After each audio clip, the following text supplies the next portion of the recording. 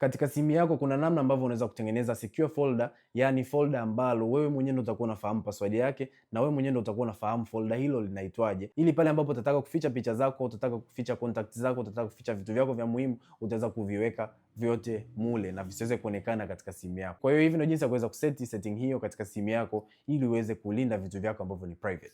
Utaenda kwenye settings za simu yako, then utashuka chini kidogo, utaenda kwenye option ya security and privacy.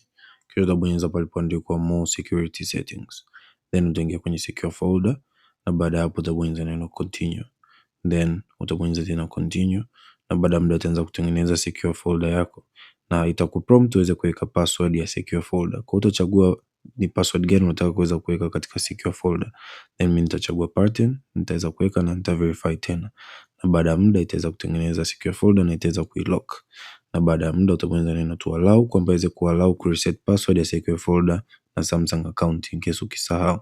Ukitaka kuweza kubadilisha jina la secure folder utabonyeza kwenye dot tatu pale juu, then utabonyeza customize, na baada hapo utabadilisha jina pale juu palipoandikwa secure folder, utabadilisha jina la hii folder yako.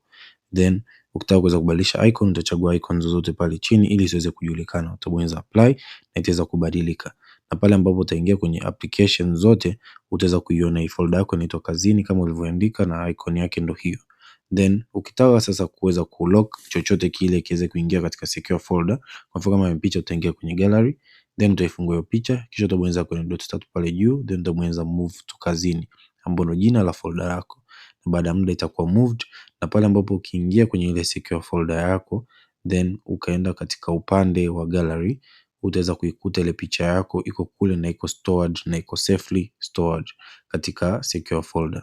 Na ukitaka sasa kuweza kulock sasa hii secure folder, ili pale ambapo hutaki mtu aweze kuaccess, utabonyeza kwa dot tatu kisha utabonyeza lock and exit, na baada ya muda ukirudi tena itabidi kuweka pattern ili kuweza kuifungua.